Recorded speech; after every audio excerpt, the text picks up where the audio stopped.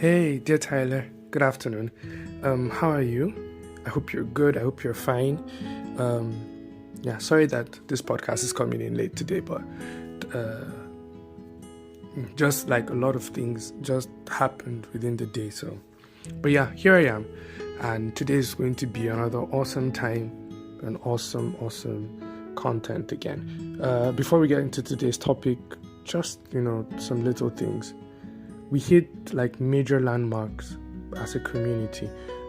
So I shared it with those of us that are part of the Dear Tyler community. We were actually, at a point in time, we were number 7 on Apple Podcast for personal journals in Nigeria, right? So first of all, we're number 7. I know that was like, okay, on Apple Podcast. But then it was streamlined to a specific category and a specific region. But in Nigeria, at a point in time, we're actually number 7. But we've dropped to 45. It's not too much of a big deal for me because I was even shocked that we even got to that level. It was mind-blowing, beyond words for me. And I know it's really up to all of you that listen to Dear Tyler. So this is Binga telling Tyler, thank you for all the engagements that you've been bringing. Secondly, do you know that Dear Tyler has been listened to over 300 times in the past 2 weeks? Now, for me, way back when I started, and even down to a few months ago, 300 listens would have been a target for probably 4 or 5 months. 300 listens would have been a target for 4 or 5 months. So if I had 30 listens, in a month, it would take like maybe if you had 50 listens, right, in a month, that would have taken like 6 months to achieve that. But we did that in 2 weeks. And that for me is absolutely amazing. It's absolutely just amazing. So thank you so much. Thank you so much for all the listens. Thank you so much for all the shares. And if you want to be part of the Dear Tyler community, please, you could reach out on Instagram at dear_Tyler. Tyler is Tyla. You could do that for, you could reach out and then would send you the link to the WhatsApp group. If you have my personal contact, you could always reach out and I'll do that. And trust me, the group is very coordinated. It's just Dear Tyler content. So there won't be any spams or any unsolicited messages, right? Then there are also some other things that are privy to Dear Tyler listeners that are part of the community, right? So that certain information that we share on the platform there. So if you're not part of the community, you may not really get to know most of these updates. I'll just share a few. We want to start little sponsorships, right? And it's just like a partnership per se. Those, if you really believe in the message of Dear Tyler, you want to help it get to spread it across the nations of the world. Why not? And it's going to cost, or it's going to have its own financial implications. And so we're thinking of little partnerships that we'll be doing based on like different cadres and levels. And once we finalize it, we'll definitely share with all of us, right, on how you can be a partner from little amounts to whatever is laid in your heart to do. And all of these finances will be getting towards establishing Dear Tyler to a better level, right? Trusting God to register the name Dear Tyler and then also register it as a company too, so that once we grow and we have a larger community, it would be recognized as a business entity. Also to be able to acquire some gadgets that are needed for more or better quality rather in the podcast. And then again, we still want to do our merchandise. If we can do it this year, that would be awesome. So some of these things will be geared towards kickstarting the merchandise, t-shirts, journals, umbrellas, just things that are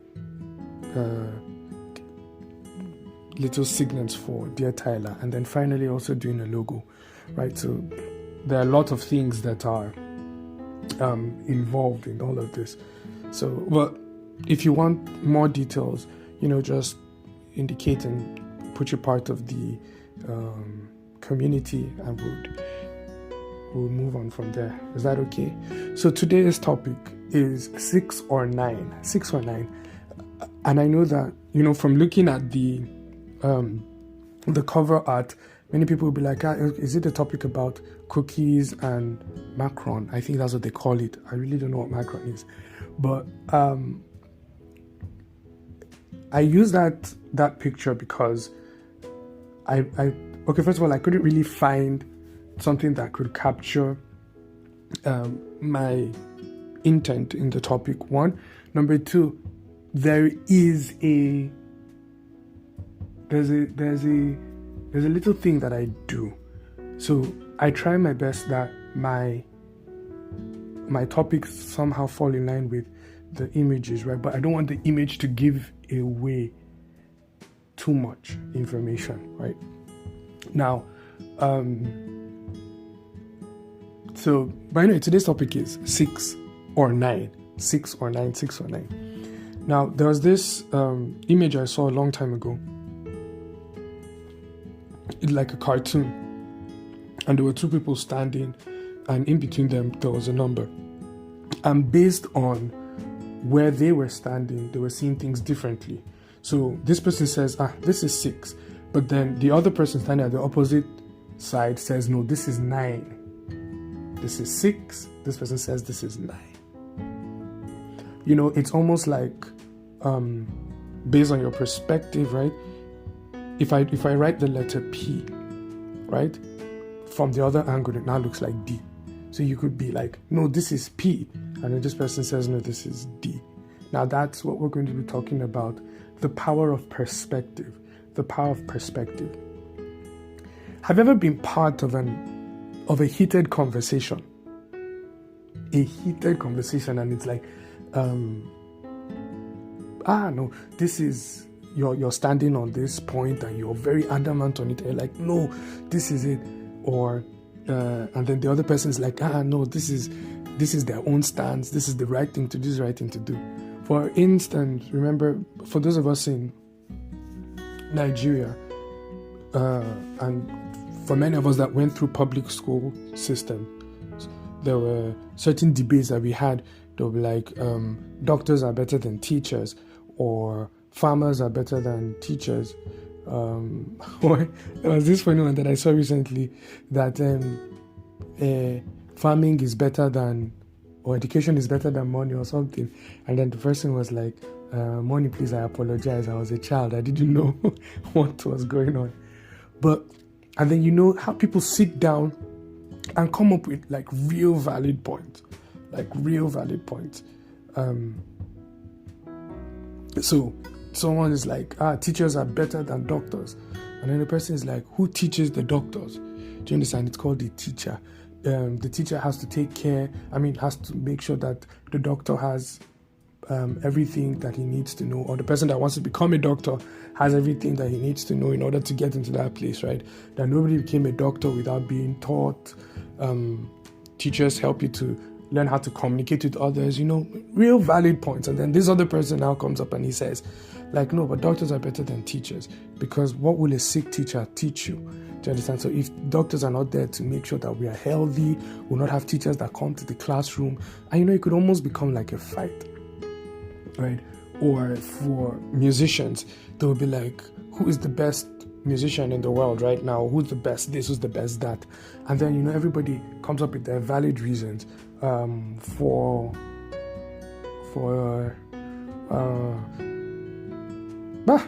trying to really think of an idea for like lady kind of things, but maybe you would give me.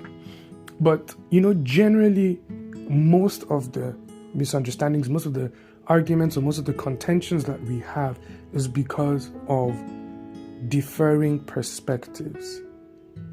Do you understand? Because of differing perspectives.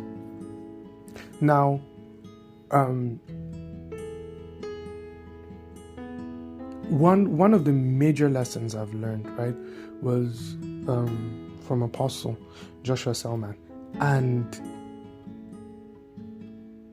he taught on something years ago, and it never left me. He said, I think it was from Genesis, right? Genesis 1, where God made two great lights, one to rule the day, one to rule the night. And he said, on earth, right, we seem to be stationary. And it's the sun that rises from the east and sets in the west. And then the moon also does the same thing. Do you understand it? So there's that movement that happens.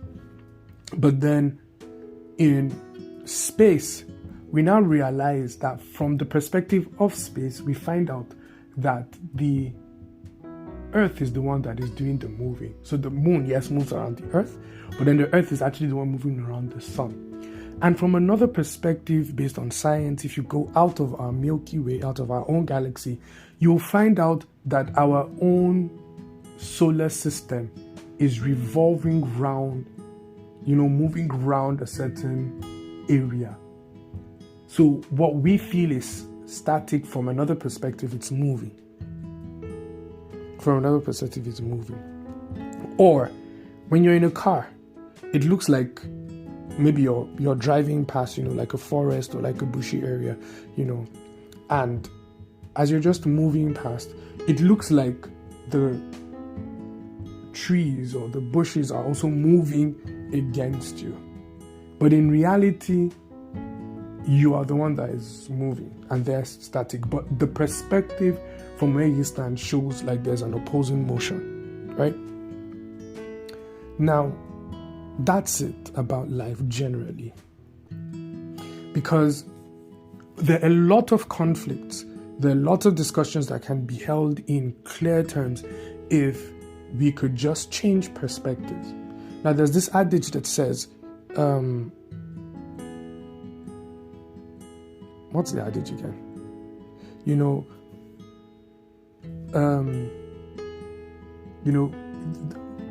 I can't really remember the adage, but it has the concept it stems from, put yourself in someone else's shoes to be able to understand what they feel. So when you're having a discussion, right, or a dialogue with someone, and then the person is like, no, put yourself in my shoes before you speak. Now that terminology is extremely, extremely important, because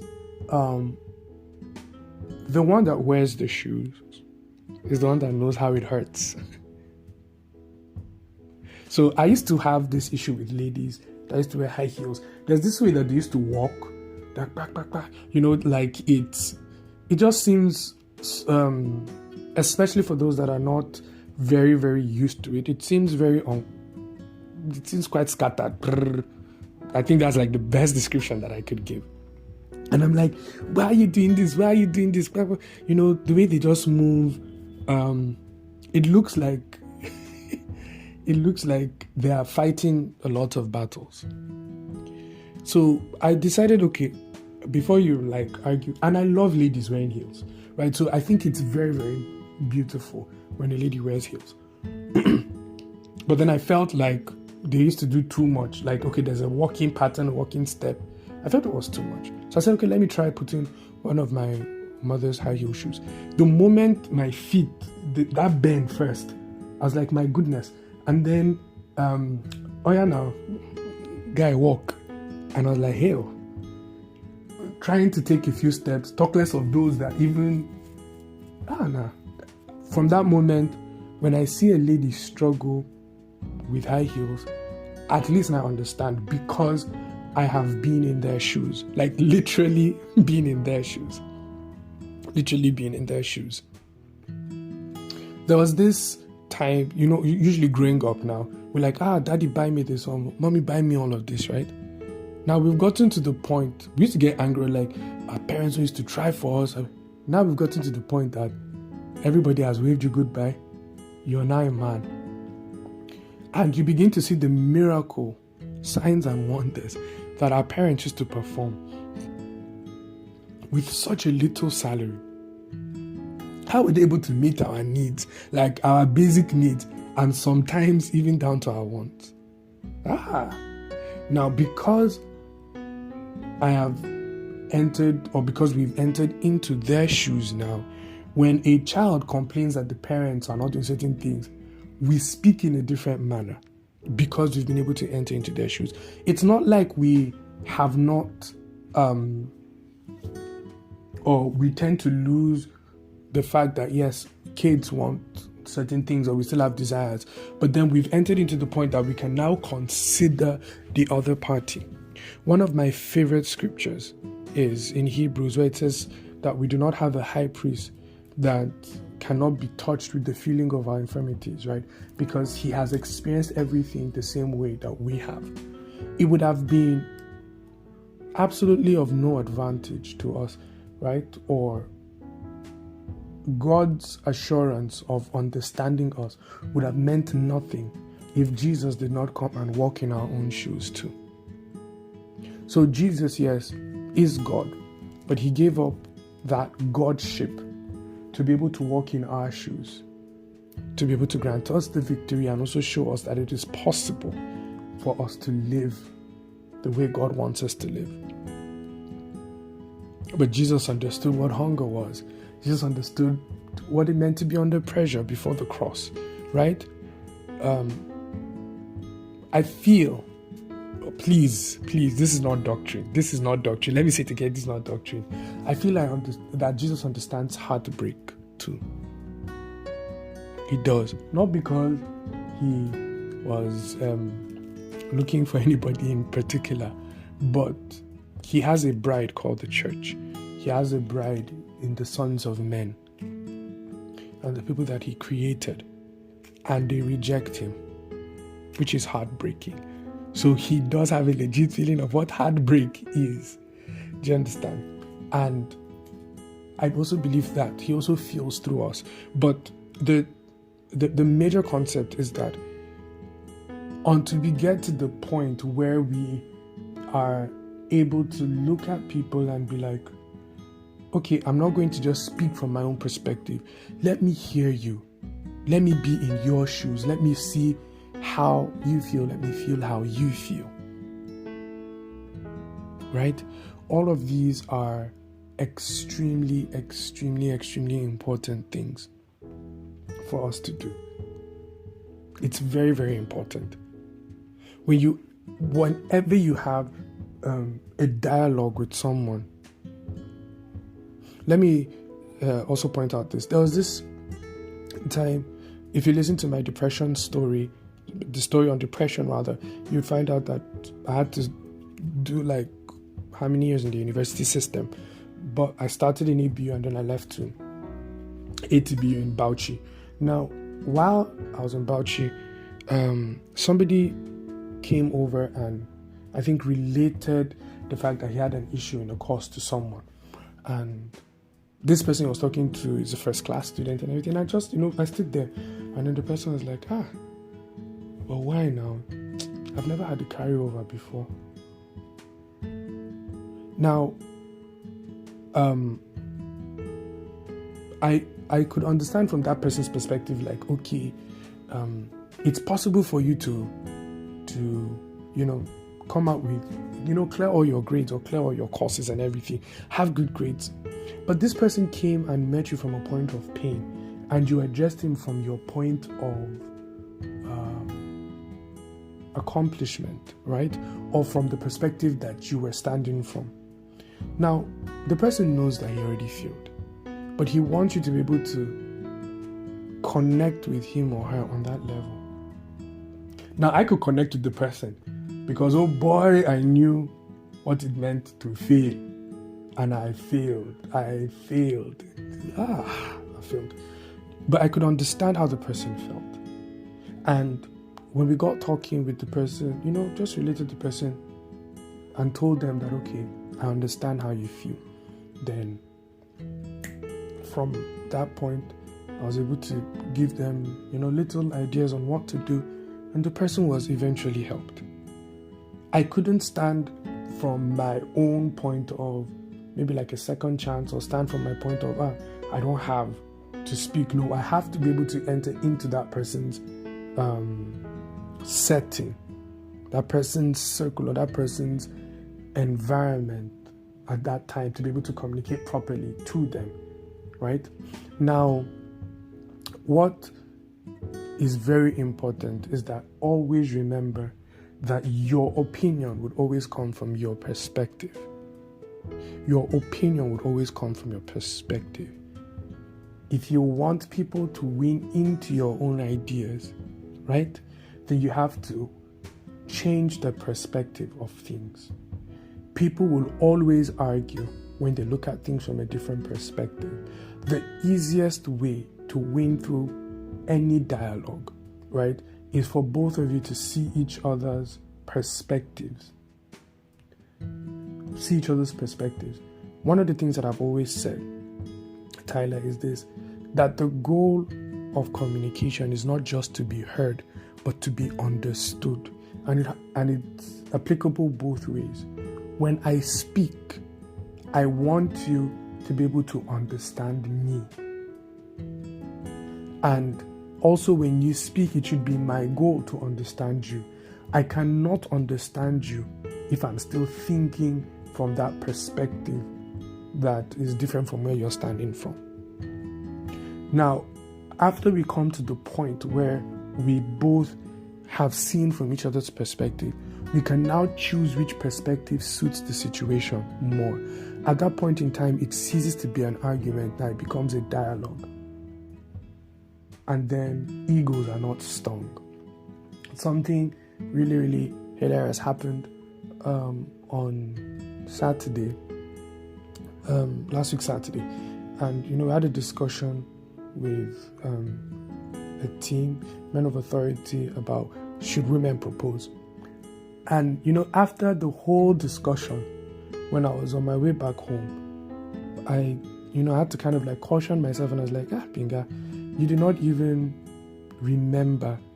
You were so adamant on one perspective that you never really gave time to look at the perspective of others.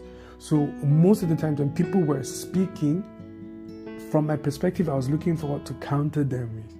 So I was hearing them, but I really didn't take out time to understand, because while I was going back home, I was like, but what this person said is actually true. What this person said is actually true. I was just on my high horse at that time, and I didn't want to see it from different angles. Now, that's the danger, because there are a lot of things that you can miss out if you're not able to see things from different perspectives. If you're not able to see things from different perspectives. Somebody stole. Stealing is bad. Punish the person. But you could also ask why. What happened? It's very important to find out what happened. It's very, very important, right? To find out what happened. And so, like I said, this is it. We have different perspectives in life. And whenever you come into a dialogue, or whenever you come into any challenge, or whenever you come into any issue, the major thing, Tyler, is to do what? Find a common ground. But you have to be in the person's shoes. You have to be in the person's shoes. You see 6, I see 9. I'm going to see 6 if I turn the other way. You're going to see 9 if you turn the other way. And so we can choose which direction we are going with, and see that actually there was no real need to argue, right? So this is me. I hope this has blessed you rather. Right? So this is me signing out. Remember that I love you, and I believe in you, and I'm always rooting for you. So have an awesome day. Bye.